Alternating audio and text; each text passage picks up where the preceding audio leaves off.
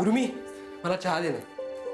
वासू, अरे ही काय वेळ आहे का रे चहा प्यायची? हे बघ मला ट्रान्सलेशनचं काम आहे, मला जागायचंय. प्लीज मला चहा दे. अरे बाप रे, हे काय बघतोय मी? भाऊ काय हे? उर्मी, याला चहा देऊन टाक, जाऊ दे पिढा. अरे अहो पिढा काय? नाही, असं कसं जाईन मी? मला मोठा सांगत होतास, अक्कल शिकवत होतास, या घरातले पुरुष अशी कामं करत नाहीत म्हणून. आणि काय काय बघतोय मी हे? हा, स्वतःच्या बायकोला मदत करतोयस, ते निवडतोयस, तेव्हा कुठे जातात घरातले नियम? वासू, हे नको ना रे त्यांना छळू. नाही नाही, असं कसं? सांग ना. असू, थांब, मी तुझा फोटो काढूनच जाताना दाखवतो. अरे वासू, नो अहो वासू, वासू, दादांना नको दाखवूस. नाही नाही नाही, मी दाखवणार. अरे लोक शिकवे ब्रह्मज्ञान, स्वतः कोरडे पाषाण. बरं बाबा, माझं चुकलं बस. काय? हेच की बायकोला मदत करायला हवी. हो का? बर. हो, नाही मला कळलंय, प्रपंचाचा भाग आहे तो, संसार दोघांचा आहे, तेव्हा जबाबदारी ही दोघांनीच घ्यायला हवी. आणि आपल्या घरात काम करायला कसला आला कमीपणा? हे तत्वज्ञान तुला आत्ता सुचतोय होय? माणूस बदलतो वासू. वासू, का रे त्यांना छळतोयस? ते करतायत, बहिणींना मदत तर करू दे ना. तुझं काय जातंय? नाही, मी आता एकच सांगतो, ही जी काय मदत तू स्वतःच्या बायकोला करतोयस ना, अशी मदत माझ्या बायकोला सुद्धा करायची, कळलं का? हा नियम तुला पण लागू आहे बरं का? म्हणजे तू पण फक्त स्वतःच्या बायकोला मदत नाही करायची, माझ्या बायकोला पण करायची. अहो अरे तुला काय सांगू मी आता? मी इथे येतो ना, तेव्हा सगळी मुख्य कामं मी करत असतो. हो तर या सगळ्या जणी मला मदत करतात रे, लहान सण कामं. हा घ्या चहा. ट्रान्सलेशनचा काम आहे ना खूप, जा आणि काम करा. आलोच. बघितलं, ही यांची मदत. अहो केवढं मोठं मोठं खुडताय. हे बघा, कसं? फक्त पानं खुडायची. ही बघा.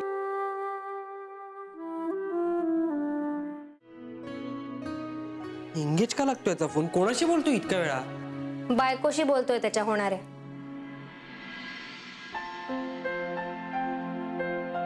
तुला काय माहिती? अरे कारण मी बोलून आले ना आता त्याच्याशी. हो, पण तरी त्याचा फोन एंगेजच लागतोय. तेच तर सांगते ना, तिच्याशी बोलतोय म्हणूनच एंगेज लागतोय.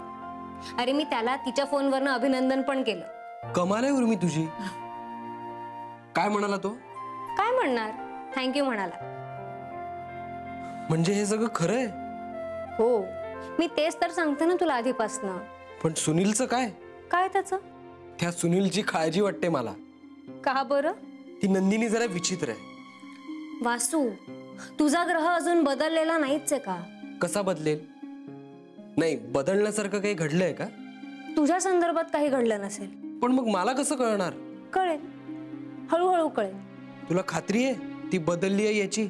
वासू, माणसं बदलतात यावर माझा विश्वास आहे.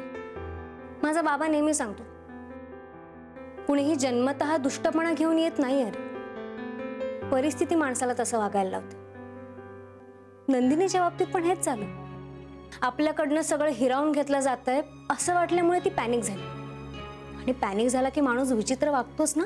हो, पण तिच्या कारस्थानांचं काय? ते ती करू शकली कारण ती खूप हुशार आहे. पण त्याचा आपल्याला त्रास झाला ना.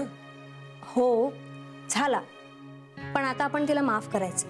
आणि त्या सुनीलकडे जाऊनही तिची कारस्थानं थांबली नाहीत तर? वासू, मी सायकॉलॉजिस्टकडे गेले होते तेव्हा त्यांनी मला हेच सांगितलं, ती हे जे काही करते ना is just a cry for attention. लक्ष वेधून घेण्यासाठी तिचे हे सगळे प्रयत्न चालू आहेत. ती सुनीलच्या घरी गेली, तिला प्रेम मिळालं, जगण्याचा एक चांगला मोटिव्ह मिळाला ना, की हे सगळं आपोआप थांबेल. Hope so. आणि सुनील का वेडा मुलगा आहे का? हुशार आहे तो, त्याला सगळं माहिती आहे. आणि त्यांनी जो काही निर्णय घेतला असेल तो विचार करूनच घेतला असेल ना. हो तेही आहेच, पण शेवटी तुला वाटतंय तसं सगळं होत असेल आणि त्यानंतर ती दोघं सुखात राहणार असतील तर माझा पाठिंबा आहे सगळ्याला. वासू, खरंच?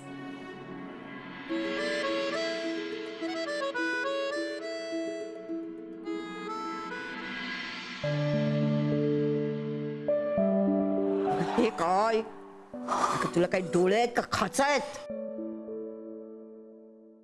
नंदे, नेसताना दिसलं नाही का तुला? माझंच चुकलं, मलाच दिसलं नाही.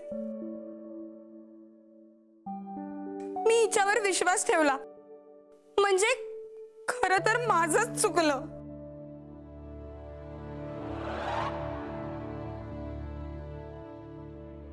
जर त्यांनीच मला नकार दिला तर? बाप रे, मग उर्मी तर 12च्या भावात जाईल. म्हणजे ह्या सगळ्याचं बालन तिच्यावर जाईल, बरोबर? अगं ताता तिला घरातून बाहेर काढतील कायमची. आणि ह्या सगळ्यात जास्ती फायदा कोणाचा आहे, तुमचा का माझा? तू म्हणतेस तसं झालं तर पुनर्वसू भाऊजी सुद्धा ह्या घरातनं निघून जातील आणि मग हे मठाधिपती होतील. आणि घराच्या किल्ल्यात तुमच्या कमरेला. मला नकार आला तर माझ्या आईने माझ्यासाठी ठेवलेला चिंचहार देईन.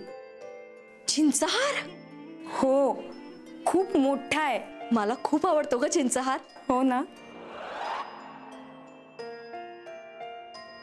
तुम्ही थोरली सून, या घरासाठी राब राब राबता, तरी नैवेद्याचा मान कोणाला? ते उर्मीला. माई पुढे पुढे करतात ते उर्मीच्या. आणि जीजी पण काही कमी नाहीत. हा म्हणजे त्यांनी बघा कसा डाव केला. माझ्यापासून माझं सगळं हिरावून घेणाऱ्या या गुरमीचं वाटोळ झालेलं पाहिल्याशिवाय मी स्वस्थ बसणार नाही. ह्यांच्याशी माझं जुळेल ना जुळेल, पण उर्मीचं त्यांच्याशी तुटलं नाही तर मी बाबांचं नाव लावणार नाही. मला ना दादांचं कळतच नाही. खरं तर रामचंद्र दादाच मठाधिपती व्हायला योग्य आहेत आणि तुम्ही या घराच्या मालकीण. पण ते असं का करतायत तेच कळत नाहीये मला. अगं खरंच आजीशी नंदिनी नाही आदिती बोलली आहे. अच्छा अच्छा, म्हणजे तेच तर म्हणत होते मी. ते पत्र लिहिलं आदितीने, आजीला फोन केला आदितीने, तिने सगळं मागवून घेतलं. मग मी कशाला भिऊ? त्या जीजीनं या घरातून काढलं पाहिजे.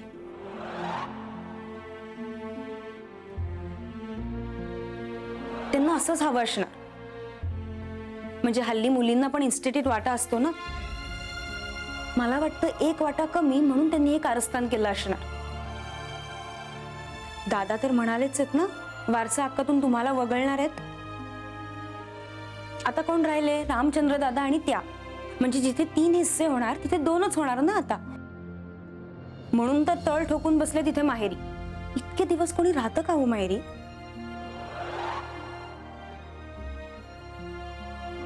तुमचं जेवढं वय नसेल ना त्यापेक्षा जास्त अनुभव आहे मला पत्रकारितेचा. नुसत्या बोलण्यावरून माणूस ओळखतो मी. मग तुम्ही तिकडे तुमच्या लेखांचे झेंडे फडकवताना तुम्हाला तुमची मुलगी इकडे वैदिक पद्धतीने लग्न करते हे माहितीये का तुम्हाला? दादांना मी शब्द दिला, त्यांना जर मीच मठाधिपती व्हायला हवं असेल तर मी ही विद्यापीठाची ऑफर सोडेन. असं का बोललास वासू तू? एक मुलगा म्हणून मला माझं कर्तव्य महत्वाचं वाटलं. उर्मी, दादांनी आमच्यासाठी खूप खस्ता खाल्ल्यात. त्यात जीजीच्या या प्रसंगानंतर ते हादरलेत. आता या एका धक्क्यानंतर मला त्यांना दुसरा धक्का द्यायचा नाहीये. वासू, अरे पण तू तुझ्या मनाविरुद्ध कसं काय? त्याला इलाज नाहीये उर्मी.